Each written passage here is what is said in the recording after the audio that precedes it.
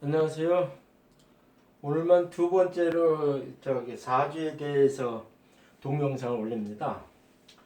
바로 전에는 제가 어저께 풀어준 사주인데 상당히 사주가 좋아가지고선 제가 이렇게 귀감이 되게끔 해서 올렸어요.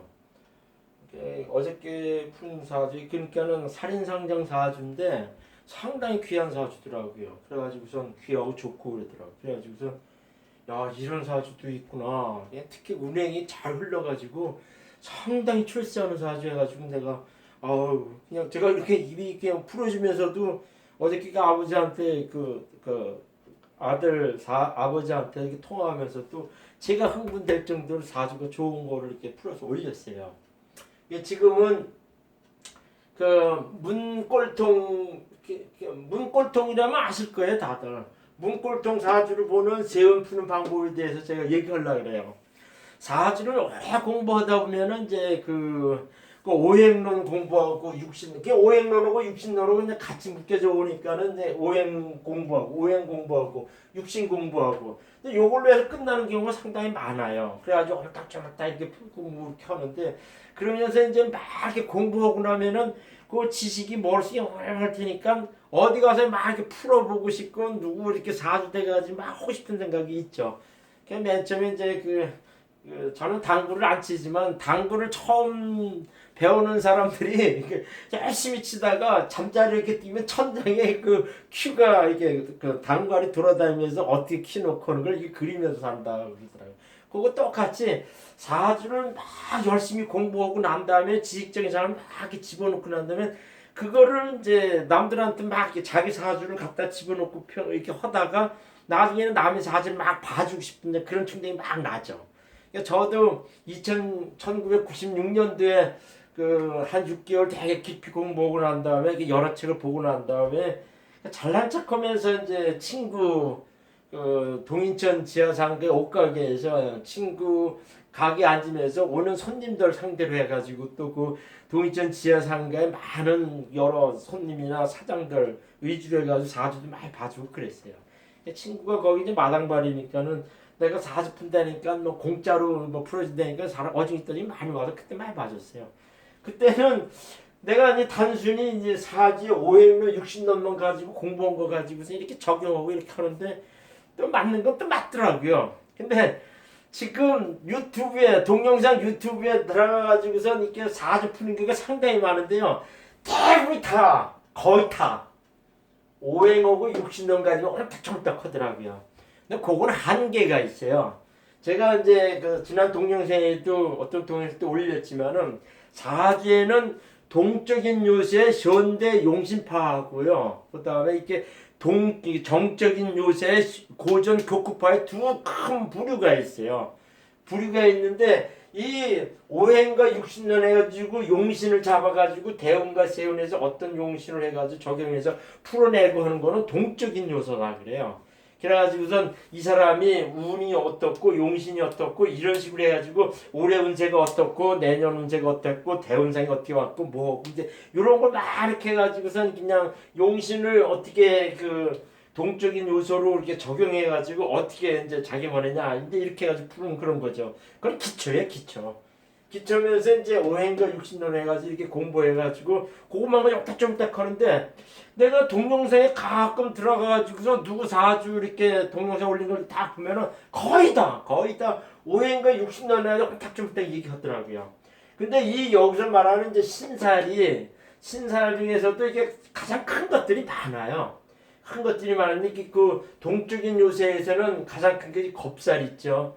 겁살. 그 다음에 역마 있죠. 지살 있죠. 그 다음에 화계 있죠. 이런 것들은요 상당히 크게 작용합니다.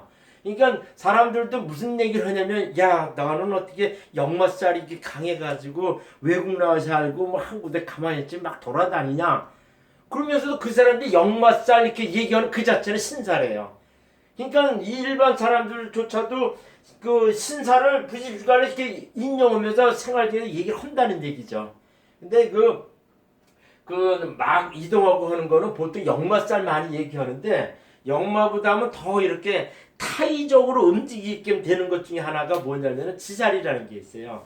지사는 별로 된거 하는데 이거는 타의적으로 오고 또 어떤 사람은 영마는 자기의 이제 타의적이라 그러고 그다음에 지사는 자의적이라 얘기하는데 그게 아니고요. 제가 보는 견제에서는 지사는 어쩔 수 없이 자기가 타의적으로 이렇게 변해서 가는 거를 지사할 경우가 더 많고요. 영마도 이렇게 자기가 자의적으로 이렇게 움직이는 경우가 많아요. 근데 영마는 크게 움직인다, 지사는 작게 움직인다 했는데 이 지살 같은 경우 운이 오면은요 상당히 그건 어쩔 수 없이 이렇게 튕겨지면서 움직이는 경우가 상당히 많아요.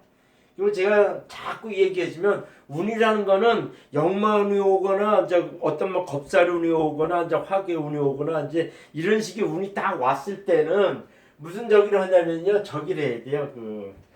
자기 자신이 아유 나 안 움직일래 이제 이런 식으로 얘기를 하고 그러거든요.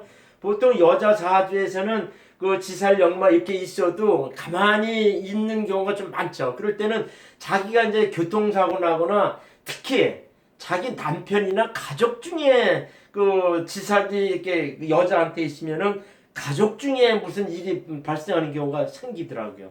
근데 그런 것도 이렇게 많이 임상을 했더니 그런 것이 나타나는데 알 수가 있어요. 그러니까 제가 얘기하는 거는 오행육신론만이 다가 아니라는 얘기예요. 거기서도 상당히 비중있게 차지하는 게 신살인데 이거는 중시하면서 보지 않더라고요.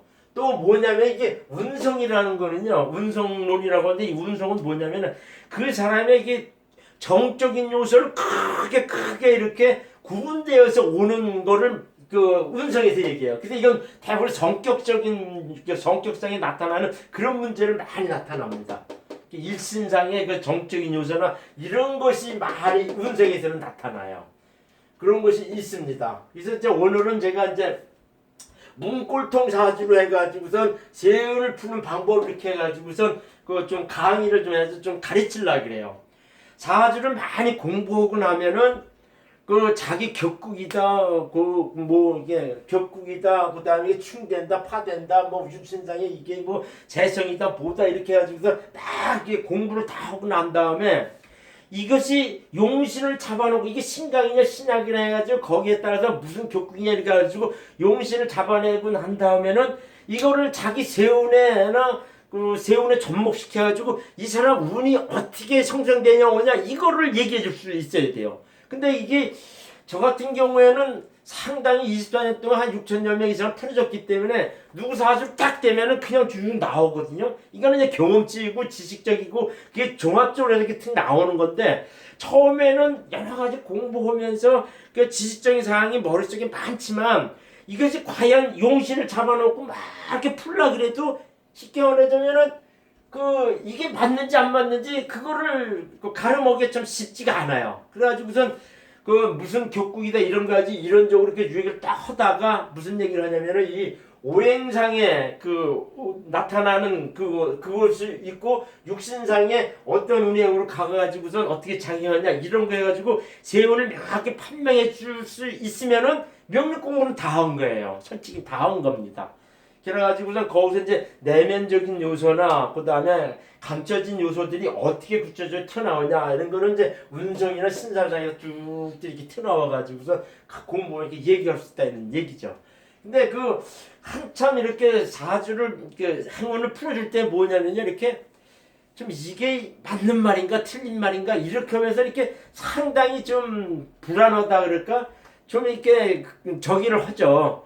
그래가지고선 보통 거기에 대해서 이제 그 잘못 맞힐까 싶어가지고선 조금 이렇게 사람 그 사주 푸는 사람들이 거기서 이렇게 막히는 경우가 많아요. 근데 그거를 매끄럽게 풀어나갈 수 있고 탁탁탁탁 얘기해 줄 수 있으면은 그때야말로 이렇게 그 행운을 풀어주면서 그렇게 해줄 수 있으면은 명리 공부는 거의 다 한 거예요. 그러니까 행운 풀어내가지고 앞으로의 운이 어떻다 이렇게 얘기하는 거죠.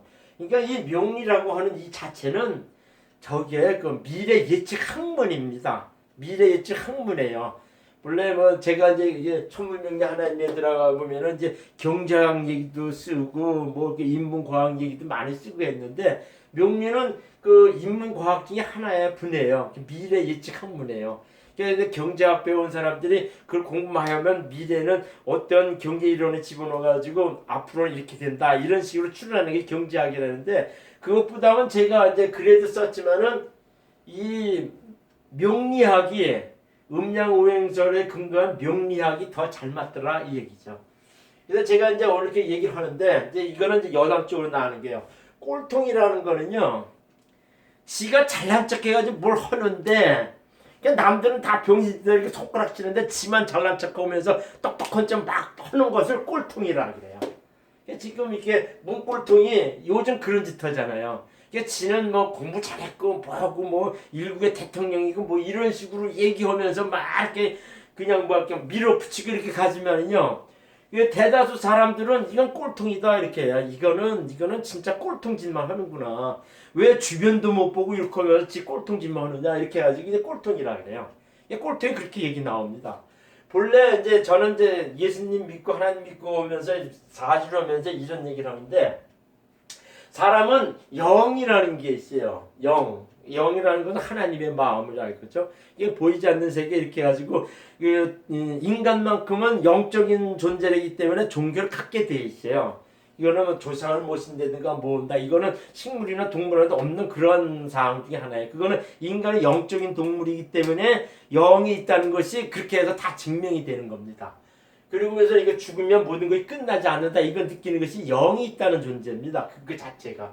그래가지고 영혼 육이 있는데 영이 잘못되면은 영을 올바르게 하고 영이 잘못되고 오면은 특히 뭐냐 이게 목사나 신부들이 그걸 치유해 줘야 돼요. 근데 요즘에 한국 교회나 이런 데면은 목사가 제대로 목사해가지고 영을 치유하는 사람이 없어요. 영은 하나님 마음을 말합니다. 하나님 마음을 하는데 이렇게 영이 이렇게 올바로 가고 진리로 이렇게 이끌어져 가고 하는 것이 목사들이 해야 되는데 요즘에 목사들이나 신부들은 기복적으로 끼우고 자기 영달에 많이 치우쳐가가지고 제가 보기엔 그것도 별로 이렇게 뭐 바람직한 현상이 아니라고 봐요. 근데 혼은 자기 교양인데 이게 독사하고 교육받고 하면서 이렇게 하는 거죠. 이게 육체가 병들면 의사한테 가서 고칩니다. 그러면서 이게 요런 것이 이제 그 일반 세상 살아가는 것 중에 하나죠. 그 치유하는 방법 중에 그 도구들이고 어떻게 하면 된다고 하는 그 이제 그 입지에 있는 사람들이죠. 그 목사다, 교양이다, 의사 이렇게 하는데 또 뭐가 있냐면 이게 옛날에부터 이 정치라는 거는요. 이렇게 임금이 그 백성들을 다스리는 거는 경세재민이라 그랬어요. 그래서 이게 경제 이렇게 됐어요. 경세재민 이렇게 해가지고. 그래서 이제 경제가 됐거든요. 근데 뭐냐 이 경세재민 이 자체가 백성들을 치리한다는 그런 뜻이 해가지고 이 정치라는 것이 거기서 나왔거든요. 그러니까 경제가 이제 거기서 나오고 정치와 경제는 이렇게 뛸 수가 없어요. 그래서 경세재민이 되는데 이것이 이제 경세, 그러니까 세상을 치유하고 백성들을 이렇게 구제한다, 이제 이렇게 잘 살게 이끌어준다 이렇게 하는 것이 정치의 그 기본 원칙이거든요. 근데 이렇게 이끌고 가지 않고 지 잘난 척만 하면요, 그게 바로 꼴통이라는 얘기예요. 그냥 뭐 이래 얘기하면 끝이 없고 하는데 그러면서도 이 꼴통한테 이렇게 몰빵하면서 가는 사람들이 있어요. 몰빵을 가면 이게 뭐 문빨이라든가 그다음에 달창달 같은 경우에는 그냥 무조건 가죠. 그러니까는 그 사람들이 합리적으로 이성적으로 판단해 가지고 이쪽으로 가야 되겠다 이렇게 해 가지고선 뭐 지지하는 것이 아니라 내가 이제 이익이 생기거나 돈이 생기거나 그 사람하고 이권관계 연결되면요 무조건 그쪽으로 그냥 가게 돼 있어요. 그러니까 인간들은요 이렇게 하나님이 준 기본적인 양심과 이성이 있는데 그게 따르지 않는다는 거예요. 그러니까 자기 이익만 위하고 이익을 위해서만 처신하면서 산다는 식의 얘기죠. 그러니까 이건 문제가 있어요. 그러니까 이 꼴통이라 그래도요. 그냥 합리적이고 객관적이고 하나님이 준 양심이나 이성으로 딱 보면 꼴통인데 그래도 이렇게 몰려가고 거기에 지지하는 사람들은 뭐냐 이거죠. 그 얘기는 내가 지난번 동네에서 자기 저기였죠. 오늘은 이제 문꼴통 사주로 재원 푸는 방법에 대해서 지금 얘기를 합니다. 요거는요, 제 동영상에 얘기를 하는데, 제 동영상에 나오는 이 강의식으로 하는 사주 얘기는요, 여러분들이 자꾸 이렇게 보면서 이게 배우시면요, 상당히 실력이 늘어갑니다. 그래서 내가 오늘은 무슨 얘기냐, 사람들이 되게 궁금해하는 세운 푸는 방법에 대해서 제가 이제 얘기를 하려고 그래요. 요것을 이렇게 세운 푸는 방법을 이렇게 행운을 풀어내는 방법을 알면은요, 그 사람은 사주공 거의 다 한 겁니다. 다 한 거예요. 이게 무슨 얘기냐? 세운 푸는 방법을 이렇게 얘기하죠. 그러니까 첫 번째, 이 사주가 오행구성을 가지고 신강이냐 신양이냐 무슨 격이냐 이걸 잡아가지고선 용신이 먼저 뽑아내야 돼요. 세운이나 행운을 보려면요. 그러니까 이게 문골통 사주 같은 경우에는 그 태강한 종강성이죠. 그러니까 인수가 되게 가면 종강성으로 가요. 그런데 이 사주가 이면서 무슨 얘기냐면 이게 종강성으로 확 가지 못하는 것 중에 하나는 이 시간의 병화 상관 때문에 이 사주가 이 종격으로 못 가버려요. 종강격으로 안 갑니다. 못 갑니다. 그래가지고 이 사주는 태강한 종강성 편인격 용 상관 사주가 돼요.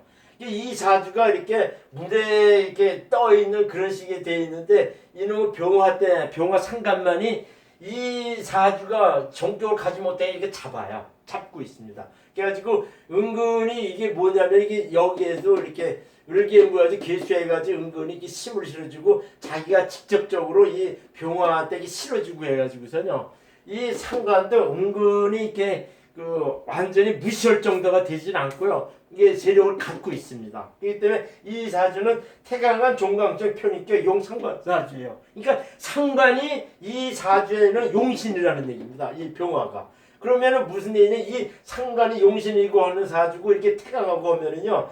식상과 재성이 오면은 그 식상은 자기 용신이죠. 그래가지고 그 다음에는 재성 올 때는 이 사람이 유리해요. 유리합니다.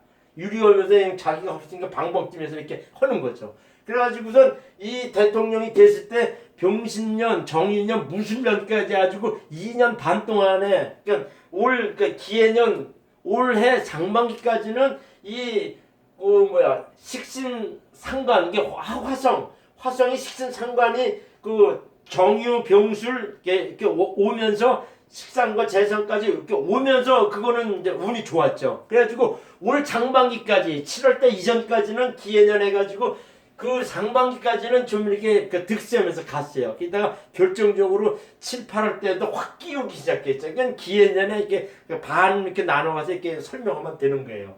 그래가지고 식상과 재성 시기 할 때 유리하고요. 관성은 무미예요. 한신이라 그럽니다. 이 사주에는 관성도 요게 살짝 감춰준 신금이 평간이 되고 이렇게 하는데 이 관성은 이 사주에는 무미합니다. 이게 한신이라 그래. 한신. 이게 무미해. 그러니까 있으나 마나 하는 그런 식의 사주라 그래. 그래서 인수 비교하면 상당히 불리합니다. 왜냐면 이 사주는 그 인수하고 저기가 인수가 되게 강하기 때문에 이게 태강한 사주이기 때문에 인수하고 비교하면은 상당히 경쟁이 치열해지고 불리해집니다. 그런 거 해가지고 이 사주에 용신이 뭐냐고 어떤 오행이 올 때 어떤 육신 오행이 왔을 때 유리하다는 건 알았죠. 또 어떤 운이 왔을 때 불리하다는 걸 알았죠. 그냥 이걸 가지고선 첫 번째 이 대운상에 적용을 해야 돼요. 이게 대운상에 할 때는 63세부터 오는 경신대운에 신금대운에 지금 와 있어요. 신금대운이 딱 왔는데 이게 뭐냐면 이 사람들은 일단은 신금대운이 왔는데 전반적인 큰 테두리에서 이게 63세에서 68세 이후부터 한 5년 동안에 신금을 이렇게 지배를 받는데 어떤 운이 오냐면 이게 크게 관성으로 딱 왔지만 이게 지지해서 이렇게 신자진해가지고 자기한테 태강하게 되게 많은 인수로 물로 확 변해서 온다는 얘기죠. 그러니까 처음에 관성 딱 왔지만 이게 점점 까다롭게 간다. 이제 이런 식의 얘기죠. 그러면서도 이 68세 이후 이게 지금 신금대운인데 내년 운이 경자년이에요. 경자년이면 이렇게 신금하고 경금하고 같이 이어져 오고 하는데 이게 경자 이렇게 되면은 이 세운생의 경금은 자수의 수성을 막 이렇게 발언하면서 이렇게 밀어져 가고가지고서 이 자수기운이 되게 세게 온다는 식의 얘기죠. 그러니까 이게 경금이면 이렇게 신금하다 이 경금하면은 이게 경금 대운이 되게 강하게 왔다는 얘기예요. 그러면서 그 세운 때 그 대운생에는 관성으로 와가지고선 점점 수성을 많이 이렇게 발언해가지고 이 사람한테 많은 인수가 강하게 와가지고 버겁고 까다롭게 된다. 이게 이제 대운상의 큰 테두리적 분위기 사항입니다. 그럼 이제 경자년이 딱 오면서 이제 그 내년은 어떻게 되냐 이렇게 추론하는 거거든요. 그럼 간단해요. 이 그 세연 푸는 방법은 간단합니다. 이 공식으로 하면 간단합니다. 세연이라는 것은 이게 뭐냐면 이게 세연이 천간에 연, 월, 일, 시를 다 칩니다. 이 천간에 이게 칩니다. 그러면서 이거 근본적으로 이게 자수 경자원인데 이 자수 세연이 세다고 내가 설명을 했죠. 그런데 이 자수는 지지를 어떻게 치는가 이걸 보면 안 돼요. 그러니까 연지, 월지, 일지, 시지 어떻게 치느냐 이걸 보면 안 돼요. 일단은 오행상에 합충, 형파, 해, 원진 요렇게 어떻게 작용하느냐 그걸 쭉 봐주면 안 돼요.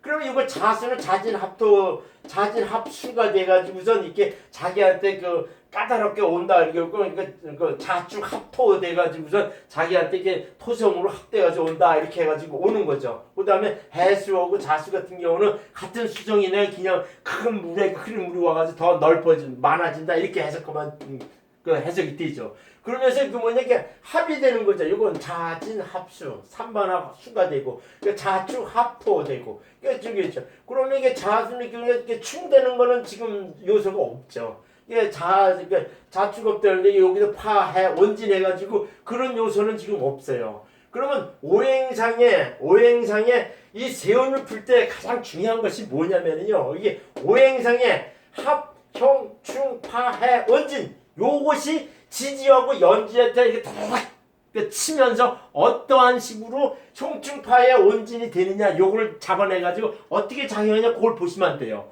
근데 거기서 이렇게 보는 건 뭐냐면은 형일 때 어떻고 충일 때 어떻고 이제 그런 상을 다 공부해서 이렇게 하면은요 지지에서 이 감춰져 있는 신살상의 어떤 요소가 그 사건으로 해서 탕 튀어나와서 그 사건이 발생한다는 얘기죠. 근데 신살은 그렇게 해서 정목해서 해석하면 돼요. 그래가지고선 이렇게 되는 거죠. 그러면서 이렇게 육신론상에는 이것이 이제 그 경자하면은 이후에는 이렇게 경금이 여기 부딪히면서 그 경금이 이제 임수나 계수한테 수성을 막 이렇게 실어줍니다. 힘을 더 줘요. 그러면서 그 을경합이 돼버려요. 을경합이 돼가지고선 이게 잡습니다. 이게 잡어. 그러니까 물을 많이 발라놓으면서 을을 이렇게 경금이 잡는다 이렇게 해석해요. 그러면서 이게 경하고 병하고는 이게 탕 치고 오는데 별로 역할을 안 합니다.